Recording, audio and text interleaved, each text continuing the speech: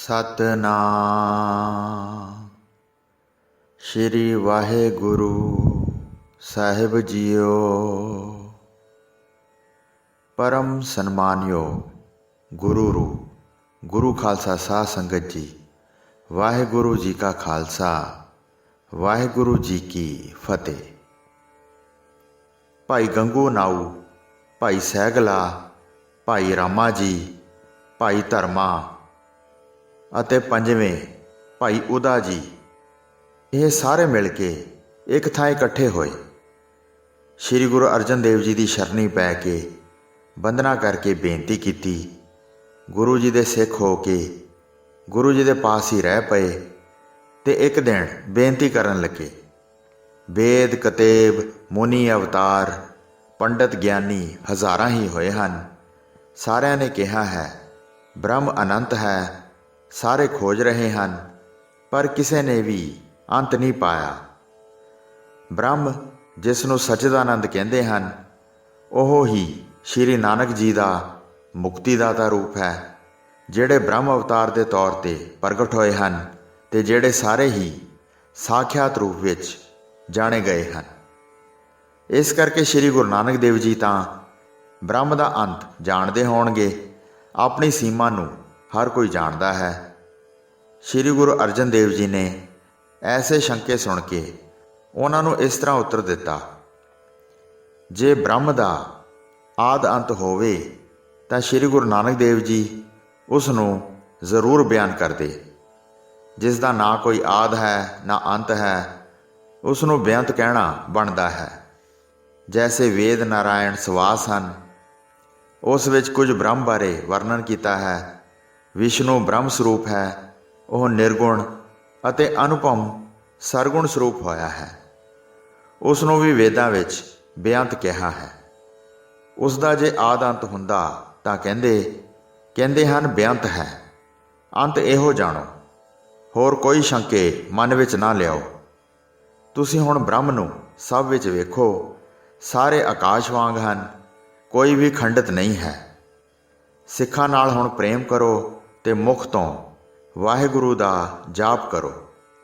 ਕਿਸੇ ਨਾਲ ਮਨ ਵਿੱਚ ਧਰੋਹ ਨਾ ਧਾਰਨ ਕਰੋ। ਸਾਰਿਆਂ ਨੂੰ ਇੱਕ ਬ੍ਰਹਮ ਦਾ ਰੂਪ ਪਛਾਣੋ। ਇਸ ਨਾਲ ਤੁਹਾਡਾ ਕਲਿਆਣ ਹੋ ਜਾਏਗਾ ਅਤੇ ਜਨਮ ਮਰਨ ਦਾ ਬੰਧਨ ਕੱਟਿਆ ਜਾਵੇਗਾ। ਗੁਰੂ ਜੀ ਤੋਂ ਉਪਦੇਸ਼ ਸੁਣ ਕੇ ਸਦਾ ਨਾਮ ਦਾ ਸਿਮਰਨ ਕਰਨ ਲੱਗੇ। ਗੁਰੂ ਭਗਵਾਨ ਦੀ ਸੇਵਾ ਕਰਦੇ ਰਹੇ ਅਤੇ ਅੰਤ ਵਿੱਚ ਪਰਮ ਪਦ ਪ੍ਰਾਪਤ ਕੀਤਾ। ਭਾਈ ਫਿਰਨਾ, ਭਾਈ ਸੂਦਰ, ਭਾਈ ਭੋਲੂ, ਭਾਈ ਜੱਟੂ ਅਤੇ ਇੱਕ ਉਹਨਾਂ ਦਾ ਹੋਰ ਜਾਣਕਾਰ ਜਿਸ ਦਾ ਨਾਂ ਭੱਟੂ ਸੀ, ਇਹ ਸਾਰੇ ਤਿਵਾੜੀ ਗੋਤ ਦੇ ਬ੍ਰਾਹਮਣ ਸਨ। ਮਿਲ ਕੇ ਸ਼੍ਰੀ ਗੁਰੂ ਅਰਜਨ ਦੇਵ ਜੀ ਦੇ ਦੁਆਰੇ ਆਏ। ਗੁਰੂ ਜੀ ਦੇ ਚਰਨਾਂ ਵੱਲ ਤੱਕ ਕੇ ਇਹਨਾਂ ਨੇ ਨਮਸਕਾਰ ਕੀਤੀ, ਫਿਰ ਆਪਣੀ ਬੇਨਤੀ ਕੀਤੀ। ਗੁਰੂ ਗਰੀਬ ਨਿਵਾਜ, ਆਪ ਮਹਾਨ ਹੋ। ਅਸੀਂ ਗੰਗਾ ਇਸ਼ਨਾਨ ਕਰਨ ਗਏ ਸੀ, ਉੱਥੇ ਪੰਡਤਾਂ ਦਾ ਇੱਕ ਟੋਲਾ ਮਿਲਿਆ। ਇਸ ਤਰ੍ਹਾਂ ਪ੍ਰਸੰਗ ਸਭ ਵਿੱਚ ਚੱਲਿਆ। ਕਹਿਣ ਲੱਗੇ ਬਹੁਤ ਅਵਤਾਰ ਹੋਏ ਹਨ, ਦੇਵਤੇ ਸਿੱਧ ਸਾਧਕ ਹਜ਼ਾਰਾਂ ਹੀ ਹੋਏ ਹਨ। ਪੁਰਾਣ ਕਹਿੰਦੇ ਹਨ ਕਿ ਅਸੰਖਾਂ ਹੀ ਹੋਏ ਹਨ। ਸਾਰਿਆਂ ਨੇ ਸੁੱਖ ਦੇਣ ਵਾਲੇ ਗੁਰੂ ਧਾਰਨ ਕੀਤੇ ਹਨ। ਸ਼੍ਰੀ ਗੁਰੂ ਨਾਨਕ ਦੇਵ ਜੀ ਜੱਗ ਵਿੱਚ ਸ੍ਰੇਸ਼ਟ ਗੁਰੂ ਹੋਏ ਹਨ, ਜਿਨ੍ਹਾਂ ਨੇ ਆਪਣਾ ਨਿਰਾਲਾ ਪੰਥ ਬਣਾਇਆ ਹੈ। ਉਹਨਾਂ ਦਾ ਗੁਰੂ ਕੌਣ ਹੋਇਆ ਹੈ? ਉਹਨਾਂ ਨੇ ਕਿਸ ਪਾਸੋਂ ਉਪਦੇਸ਼ ਲਿਆ? ਜੱਗ ਵਿੱਚ ਅਵਤਾਰ ਪ੍ਰਗਟ ਹੋਏ ਹਨ, ਤਿੰਨਾਂ ਦੇ ਮੱਤ ਵਿੱਚ ਅਪਾਰ ਲੋਕ ਹਨ। ਸਾਰੀ ਗੱਲ ਪੰਡਤ ਪਾਸੋਂ ਸੁਣ ਕੇ ਅਸੀਂ ਸਿੱਖਾਂ ਨੇ ਫਿਰ ਕਿਹਾ, ਸਾਡੇ ਵਿੱਚ ਇਸ ਬਾਰੇ ਕਿਸੇ ਨੂੰ ਨਹੀਂ ਪਤਾ ਸਤਿਗੁਰੂ ਜੀ ਨੇ ਗੁਰੂ ਧਾਰਨ ਕੀਤਾ ਸੀ ਕਿ ਨਹੀਂ। ਹੁਣ ਸ਼੍ਰੀ ਗੁਰੂ ਅਰਜਨ ਦੇਵ ਜੀ ਉਸ ਗੱਦੀ 'ਤੇ ਬੈਠੇ ਹਨ। ਉਹਨਾਂ ਨੇ ਜਿੱਥੇ ਕਿੱਥੇ ਸਿੱਖੀ ਫੈਲਾਈ ਹੈ, ਉਹਨਾਂ ਤੋਂ ਸੁਣ ਕੇ ਠੀਕ ਨਿਰਣੇ 'ਤੇ ਪੁੱਜਾਂਗੇ। ਫਿਰ ਤੁਹਾਡੇ ਪਾਸ ਆ ਕੇ ਅਸੀਂ ਬਿਆਨ ਕਰਾਂਗੇ। ਸ਼੍ਰੀ ਗੁਰੂ ਜੀ ਨੇ ਮੁਖ ਤੋਂ ਸ਼ੁਭ ਵਾਕ ਉਚਾਰਨ ਕੀਤਾ। ਸ਼੍ਰੀ ਗੁਰੂ ਨਾਨਕ ਦੇਵ ਜੀ ਦਾ ਗੁਰੂ ਇੱਕ ਓਂਕਾਰ ਸੀ, ਜਿੱਥੇ ਦੇਵਤੇ ਅਤੇ ਮਨੁੱਖ ਨਹੀਂ ਪਹੁੰਚ ਸਕਦੇ। ਤੁਸੀਂ ਸਤਿਗੁਰੂ ਦੇ ਗੁਰੂ ਨੂੰ ਕਿਵੇਂ ਸਮਝ ਲਵੋਗੇ? ਸਰੀਰਧਾਰੀ ਦਾ ਗੁਰੂ ਧਾਰਨਾ ਜੇ ਧਰਮ ਕਿਹਾ ਜਾਏ ਤਾਂ ਸ਼੍ਰੀ ਨਾਨਕ ਦੇਵ ਜੀ ਦਾ ਗੁਰੂ ਅੰਗਦ ਦੇਵ ਜੀ ਨੂੰ ਸਮਝੀਏ, ਜਿਸ ਅੱਗੇ 5 ਪੈਸੇ ਅਤੇ ਨਾਰੀਅਲ ਰੱਖ ਕੇ ਉਹਨਾਂ ਨੇ ਸਿਰ ਝੁਕਾਇਆ ਸੀ। ਇਹ ਸੁਣ ਕੇ ਉਹਨਾਂ ਨੇ ਫੇਰ ਸ਼ੰਕਾ ਕੀਤੀ, ਜਿਹੜਾ ਗੁਰੂ ਹੁੰਦਾ ਹੈ ਉਹ ਉਪਦੇਸ਼ ਦਿੰਦਾ ਹੈ। ਨਾਮ ਕਹਿੰਦੇ ਹਨ, ਗੋ ਦੇ ਅਰਥ ਤਮ, ਹਨੇਰਾ ਨਾਸ਼ ਕਰਨਾ, ਅਤੇ ਰੂਹ ਦੇ ਅਰਥ ਹਨ ਪ੍ਰਕਾਸ਼ ਕਰਨਾ। ਜਿਸ ਉਪਦੇਸ਼ ਨਾਲ ਪ੍ਰਕਾਸ਼ ਹੋ ਜਾਏ ਉਸ ਨੂੰ ਸਾਰੇ ਮਨੁੱਖ ਗੁਰੂ ਕਹਿੰਦੇ ਹਨ। ਸ਼੍ਰੀ ਗੁਰੂ ਨਾਨਕ ਦੇਵ ਜੀ ਪ੍ਰਕਾਸ਼ ਰੂਪ ਸਨ, ਜਨਮਾਤ ਅਤੇ ਕਰਾਮਾਤ ਜਿਨ੍ਹਾਂ ਦੇ ਪਾਸ ਸੀ।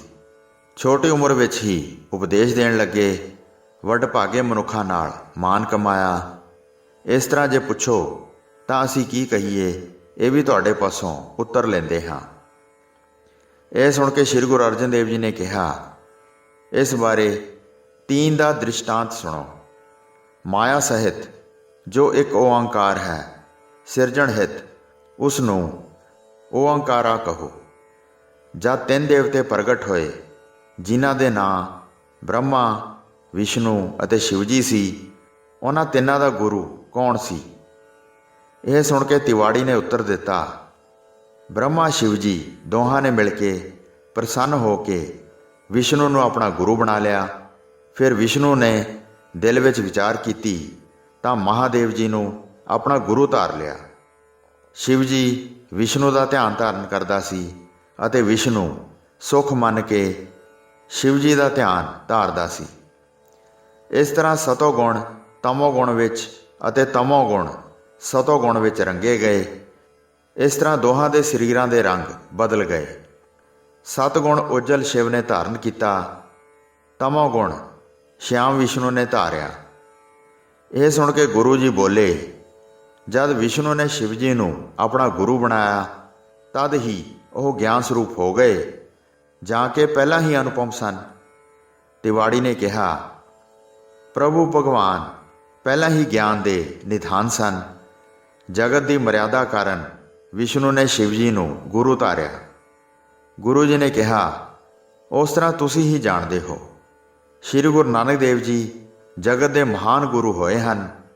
ਸੁਤੇ ਪ੍ਰਕਾਸ਼ ਪਹਿਲਾਂ ਹੀ ਸੀ, ਫਿਰ ਤਨ ਦੀ ਮਰਿਆਦਾ ਧਾਰਨ ਕੀਤੀ, ਫਿਰ ਸ਼੍ਰੀ ਗੁਰੂ ਅੰਗਦ ਦੇਵ ਜੀ ਨੂੰ ਗੁਰੂ ਥਾਪ ਕੇ ਆਪਣੀ ਜੋਤ ਆਪ ਜਗਾਈ। ਇਸ ਕਰਕੇ ਗੁਰੂ ਜੀ ਵਿੱਚ ਨਿਸ਼ਚਾ ਧਾਰਨ ਕਰੋ ਅਤੇ ਸਿੱਖੀ ਧਰਮ ਨੂੰ ਨਿਭਾਓ।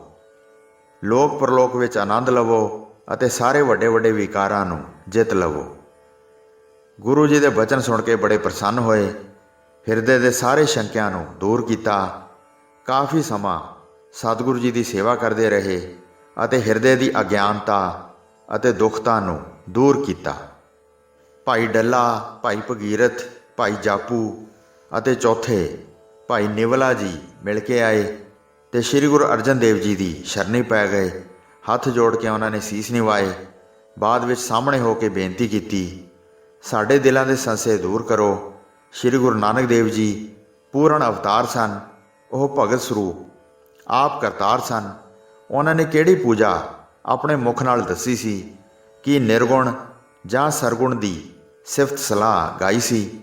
ਆਪਣਾ ਨਿਸ਼ਚਾ ਕਿਵੇਂ ਪ੍ਰਗਟ ਕੀਤਾ, ਬਹੁਤ ਸਿੱਖਾਂ ਦਾ ਉਹਨਾਂ ਨੇ ਮਾਰਗਦਰਸ਼ਨ ਕੀਤਾ। ਸ਼੍ਰੀ ਗੁਰੂ ਅਰਜਨ ਦੇਵ ਜੀ ਨੇ ਇਹ ਸੁਣ ਕੇ ਚੰਗੀ ਮੱਤ ਦਿੱਤੀ, ਤੁਸੀਂ ਫਜ਼ੂਲ ਐਸੇ ਸ਼ੰਕੇ ਉਠਾਏ ਹਨ। ਨਿਰਗੁਣ ਸਰਗੁਣ ਤੇ ਦੋਵੇਂ ਕਹੇ ਜਾਂਦੇ ਹਨ, ਇਹਨਾਂ ਵਿੱਚ ਕੋਈ ਭੇਦ ਨਾ ਵੇਖਿਆ। ਸ਼੍ਰੀ ਮੁਖ ਵਾਕ ਸ਼ਲੋਕ, ਨਿਰਗੁਣ ਸਰਗੁਣ ਨਿਰੰਕਾਰ, ਸੁਨ ਸਮਾਧੀ ਆਪ, ਆਪਨ ਕੀਆ ਨਾਨਕਾ, ਆਪੇ ਹੀ ਫਿਰ ਜਾਪ। ਰੂਪ ਰਹਿਤ ਪ੍ਰਭੂ ਖੁਦ ਹੀ ਸੰਬੰਧਿਤ ਤੇ ਅਸੰਬੰਧਿਤ ਹੈ। ਉਹ ਆਪ ਹੀ ਸੁਨ ਸਮਾਧੀ ਅੰਦਰ ਹੈ। ਹੇ ਨਾਨਕ, ਉਹ ਆਪਣੀ ਰਚਨਾ ਰਾਹੀਂ ਮੁੜ ਆਪਣੇ ਆਪ ਦੀ ਆਰਾਧਨਾ ਕਰਦਾ ਹੈ। ਪਾਰ ਬ੍ਰਹਮ ਨਿਜ ਇੱਛਾ ਕਰਕੇ ਆਪਣੇ ਸ੍ਰੇਸ਼ਟ ਗੁਣ ਸਰੀਰ ਆਪਣਾ ਧਾਰ ਕੇ ਜਗਤ ਦੀ ਸਾਰੀ ਮਰਿਆਦਾ ਕਰਵਾਉਂਦਾ ਹੈ। ਸਭ ਦੀ ਪਾਲਣਾ ਕਰਕੇ ਜੀਵਤ ਰੱਖਦਾ ਹੈ। ਅਵਤਾਰ ਧਾਰਨ ਕਰਕੇ ਦੁਸ਼ਟਾਂ ਦਾ ਨਾਸ਼ ਕਰਦਾ ਹੈ ਅਤੇ ਸੰਤਾਂ ਦੇ ਹਿਰਦਿਆਂ ਵਿੱਚ ਸੁੱਖ ਦਾ ਪ੍ਰਕਾਸ਼ ਹੁੰਦਾ ਹੈ। ਫਿਰ ਉਹ ਇੱਛਾ ਰਹਿਤ ਹੋ ਜਾਂਦਾ ਹੈ। ਨਿਰਗੁਣ ਬਣ ਕੇ ਆਪਣਾ ਆਕਾਰ ਖਤਮ ਕਰ ਲੈਂਦਾ ਹੈ। ਜਿਵੇਂ ਕੋਈ ਰਾਜਾ ਹੋਵੇ, ਜਦ ਸੱਚੀ ਦ੍ਰਿੜ ਇੱਛਾ ਧਾਰਨ ਕਰੇ ਤਾਂ ਵਸਤਰ ਸ਼ਸਤਰ ਸਰੀਰ 'ਤੇ ਪਹਿਨ ਕੇ ਸਭਾ ਵਿੱਚ ਆ ਕੇ ਆਨੰਦਮਈ ਹੋ ਕੇ ਬੈਠ ਜਾਵੇ। ਨਿਜ ਇੱਛਾ ਨੂੰ ਜਦ ਛੱਡਣਾ ਚਾਹੇ ਤਾਂ ਸ਼ਸਤਰ ਵਸਤਰ ਸਰੀਰ ਤੋਂ ਉਤਾਰ ਇਕਾਂਤ ਵਿੱਚ ਜਾ ਕੇ ਸੇਜ 'ਤੇ ਸੌਂ ਜਾਵੇ। ਫਿਰ ਉਸ ਨੂੰ ਕੋਈ ਵੀ ਨਹੀਂ ਵੇਖ ਸਕਦਾ। ਜੇ ਕੋਈ ਰਾਜੇ ਨੂੰ ਬੁਲਾਉਣ ਆਵੇ ਤਾਂ ਉਹ ਰਾਜੇ ਦਾ ਨਾਂ ਲੈ ਕੇ ਸ੍ਰੇਸ਼ਟ ਜਸ ਦਾ ਉਚਾਰਨ ਕਰਦਾ ਹੈ। ਜੇ ਰਾਜਾ ਸਭਾ ਦੇ ਅੰਦਰ ਹੋਵੇ ਤਾਂ ਉੱਥੇ ਵੀ ਉਹ ਆਵਾਜ਼ ਅਤੇ ਸ੍ਰੇਸ਼ਟ ਜਸ ਨੂੰ ਸੁਣਦਾ ਹੈ। ਰਾਜਾ ਦੋਵੇਂ ਥਾਵਾਂ 'ਤੇ ਸਹਾਇਤਾ ਕਰਦਾ ਹੈ ਅਤੇ ਸਾਰੇ ਸੰਕਟ ਦੂਰ ਕਰ ਦਿੰਦਾ ਹੈ। ਇਸ ਤਰ੍ਹਾਂ ਦਾ ਮਾਰਗ ਸ਼੍ਰੀ ਗੁਰੂ ਨਾਨਕ ਦੇਵ ਜੀ ਨੇ ਦੱਸਿਆ ਹੈ। ਨਾਮ ਦਾ ਸਿਮਰਨ ਦੋਵੇਂ ਪਾਸੇ ਚੰਗਾ ਲੱਗਦਾ ਹੈ। ਪ੍ਰਭੂ ਜੀ ਆਪਣਾ ਨਾਮ ਅਤੇ ਸ੍ਰੇਸ਼ਟ ਗੁਣ ਸੁਣ ਕੇ ਸਹਾਇਕ ਹੋ ਕੇ ਸਾਰੇ ਦੁੱਖ ਦੂਰ ਕਰਦੇ ਹਨ। ਮਨੁੱਖ ਨੂੰ ਸਤਨਾਮ ਜਪਣ ਵਾਲਾ ਜਾਣ ਕੇ ਨਿਰਗੁਣ ਨੂੰ ਗਿਆਨ ਪ੍ਰਾਪਤ ਹੋ ਜਾਂਦਾ ਹੈ। ਨਿਰਗੁਣ ਸਰਗੁਣ ਦੋਹਾਂ ਦੀ ਪੂਜਾ ਨਾਲੋਂ ਦਿਨ ਰਾਤ ਸਤਨਾਮ ਦੀ ਉਪਾਸਨਾ ਸ੍ਰੇਸ਼ਟ ਮੰਨੋ। ਜਿਵੇਂ ਰਾਮਚੰਦਰ ਜੀ ਸਮਰੱਥ ਸਨ, ਸਾਗਰ ਦੇ ਰਸਤੇ ਪਾਰ ਕਰਨਾ ਚਾਹੁੰਦੇ ਸਨ। ਜੇ ਉਹ ਚਾਹੁੰਦੇ ਤਾਂ ਸਾਗਰ ਨੂੰ ਸੁਕਾ ਸਕਦੇ ਸਨ ਅਤੇ ਬਾਂਦਰਾਂ ਦੀ ਸੈਨਾ ਨੂੰ ਲੈ ਕੇ ਪਾਰ ਕਰ ਸਕਦੇ ਸਨ। ਉਹਨਾਂ ਨੇ ਫਿਰ ਇਸ ਤਰ੍ਹਾਂ ਵਿਚਾਰ ਕੀਤੀ, ਸਾਨੂੰ ਮਿਲ ਕੇ ਬਹੁਤ ਥੋੜ੍ਹਿਆਂ ਦਾ ਕਲਿਆਣ ਹੋਵੇਗਾ। ਜੇ ਅਸੀਂ ਨਾਮ ਜਪਾਵਾਂਗੇ ਤਾਂ ਬਹੁਤ ਲੋਕਾਈ ਦਾ ਕਲਿਆਣ ਹੋਏਗਾ। ਇਸ ਕਰਕੇ ਉਹਨਾਂ ਨੇ ਨਾਮ ਦਾ ਵੱਡਾ ਮਹਾਤਮ ਕੀਤਾ। ਸਾਗਰ ਦੇ ਜਲ ਉੱਤੇ ਵੱਡੇ ਵੱਡੇ ਭਾਰੀ ਪੱਥਰ ਰੱਖ ਕੇ ਰੁੱਖਾਂ ਦੇ ਪੱਤਿਆਂ ਵਾਂਗ ਤਾਰ ਦਿੱਤੇ। ਉਹਨਾਂ ਪੱਥਰਾਂ 'ਤੇ ਉਹ ਨਾਮ ਲਿਖ ਦਿੱਤਾ ਜਿਹੜਾ ਗਿਆਨ ਵਿੱਚ ਆਇਆ। ਇਸ ਤਰ੍ਹਾਂ ਸਰਗੁਣ ਦੀ ਪੂਜਾ ਨਾਲੋਂ ਨਾਮ ਨੇ ਵੱਡੀ ਸ਼ੋਭਾ ਪਾਈ। ਨਿਰਗੁਣ ਸਰੂਪ ਪ੍ਰਭੂ ਸਭ ਸਰੀਰਾਂ ਵਿੱਚ ਹੈ। ਕੋਈ ਵੀ ਸਤ ਚੇਤਨ ਆਨੰਦ ਬਗੈਰ ਨਹੀਂ ਹੈ। ਅੰਦਰ ਬਾਹਰ ਨਿਰੰਤਰ ਵਿਆਪਕ ਹੈ। ਉੱਥੇ ਨਰਕ ਹੈ ਜਿੱਥੇ ਨਾਮ ਨਹੀਂ ਜਪਿਆ ਜਾਂਦਾ। ਜਿਨ੍ਹਾਂ ਨੇ ਵੀ ਸਤਨਾਮ ਪ੍ਰੇਮ ਕਰਕੇ ਜਪਿਆ ਹੈ ਉਹਨਾਂ ਦਾ ਅੰਤঃਕਰਨ ਕੋਮਲ ਅਤੇ ਸ੍ਰੇਸ਼ਟ ਹੋ ਜਾਂਦਾ ਹੈ।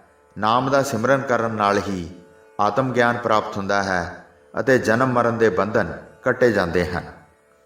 ਇਸ ਕਰਕੇ ਨਿਰਗੁਣ ਤੋਂ ਸਤਨਾਮ ਵਿਸ਼ੇਸ਼ ਜਾਣ ਕੇ 8 ਪਹਿਰ ਇਸ ਦਾ ਸਿਮਰਨ ਕਰੋ। ਇਹ ਸੁਣ ਕੇ ਸਿੱਖਾਂ ਨੇ ਗੁਰੂ ਜੀ ਨੂੰ ਕਿਹਾ ਕਿ ਹਨੂੰਮਾਨ ਜੀ ਸਮੁੰਦਰ ਟੱਪ ਕੇ ਹੀ ਚਲੇ ਗਏ ਸਨ। ਉਹਨਾਂ ਨੇ ਨਾਮ ਦਾ ਆਸਰਾ ਨਹੀਂ ਸੀ ਲਿਆ। ਬਾਕੀ ਬਾਂਦਰ ਦਲ ਨੇ ਪੁਲ ਰਾਹੀਂ ਸਮੁੰਦਰ ਨੂੰ ਪਾਰ ਕੀਤਾ। ਉਹ ਆਪਣੇ ਨਿੱਜੀ ਬਲ ਨਾਲ ਛਾਲ ਮਾਰ ਕੇ ਪਾਰ ਹੋ ਗਏ ਅਤੇ ਖਬਰ ਦੇ ਕੇ ਰਾਮ ਜੀ ਨੂੰ ਪ੍ਰਸੰਨ ਕੀਤਾ ਹੈ। ਸ਼੍ਰੀ ਗੁਰੂ ਅਰਜਨ ਦੇਵ ਜੀ ਨੇ ਸੁਣ ਕੇ ਕਿਹਾ, ਹਨੂੰਮਾਨ ਨੇ ਪਹਿਲਾਂ ਰਾਮ ਨਾਮ ਦਾ ਸਿਮਰਨ ਕੀਤਾ, ਫਿਰ ਮੁੰਦਰੀ ਲੈ ਕੇ ਗਿਆ। ਤਿਸ ਉੱਤੇ ਵੀ ਰਾਮ ਨਾਮ ਲਿਖਿਆ ਹੋਇਆ ਸੀ। ਇਹ ਸਭ ਜਾਣਦੇ ਹਨ। ਨਾਮ ਦੇ ਪ੍ਰਤਾਪ ਕਰਕੇ ਪਾਰ ਕਰ ਗਿਆ। ਸਰੀਰ ਨੂੰ ਕਿਸੇ ਪ੍ਰਕਾਰ ਦਾ ਰੋਗ ਜਾਂ ਕਸ਼ਟ ਨਾ ਹੋਇਆ। ਇਸ ਕਰਕੇ ਨਾਮ ਦਾ ਭਾਰੀ ਮਹਾਤਮ ਹੈ। ਨਾਮ ਦਾ ਸਿਮਰਨ ਕਰਕੇ ਮਨੁੱਖ ਭਵ ਸਾਗਰ ਨੂੰ ਸਹਿਜੇ ਹੀ ਤਰ ਜਾਂਦਾ ਹੈ। ਇਸ ਤਰ੍ਹਾਂ ਜਾਣੋ ਕਿ ਜਿਹੜਾ ਬ੍ਰਹਮ ਗਿਆਨੀ ਹੈ ਉਹ ਆਪਣੇ ਬਲ ਨਾਲ ਭਵ ਸਾਗਰ ਨੂੰ ਪਾਰ ਕਰ ਜਾਂਦਾ ਹੈ। ਪਰ ਵਿਰਲੇ ਵਿਰਲੇ ਮਨੁੱਖ ਹੀ ਐਸੇ ਹੁੰਦੇ ਹਨ। ਜਿਵੇਂ ਹਨੂੰਮਾਨ ਬਾਂਦਰਾਂ ਦੀ ਸੈਨਾ ਵਿੱਚ ਹੈ। ਨਾਮ ਦੇ ਪੁਲ ਰਾਹੀਂ ਨਿਰਬਲ, ਬਲੀ, ਰੋਗੀ, ਲੂਲੇ, ਲੰਗੜੇ ਸਾਰੇ ਭਲੀ ਵਿਧੀ ਅਨੁਸਾਰ ਹੌਲੀ ਹੌਲੀ ਸੁਖੈਨ ਹੀ ਪਾਰ ਹੋ ਜਾਂਦੇ ਹਨ। ਕਿਸੇ ਯਤਨ ਤੋਂ ਬਗੈਰ ਹੀ ਹਿਰਦੇ ਵਿੱਚ ਆਨੰਦ ਧਾਰ ਲੈਂਦੇ ਹਨ। ਸਾਰੇ ਵਿਸ਼ਿਆਂ ਤੋਂ ਉਦਾਸ ਹੋ ਕੇ ਬ੍ਰਹਮ ਗਿਆਨ ਦਾ ਅਭਿਆਸੀ ਕੋਈ ਕੋਈ ਹੁੰਦਾ ਹੈ। ਇਸ ਕਰਕੇ ਭਗਤਾਂ ਨੂੰ ਪ੍ਰਭੂ ਦੀ ਸ਼ਰਨ ਵਿੱਚ ਪਏ ਜਾਣੋ, ਜਿਹੜੇ ਸੁਖਾਲੇ ਨਾਮ ਦਾ ਸਿਮਰਨ ਕਰਕੇ ਸੁਖ ਪਾਉਂਦੇ ਹਨ।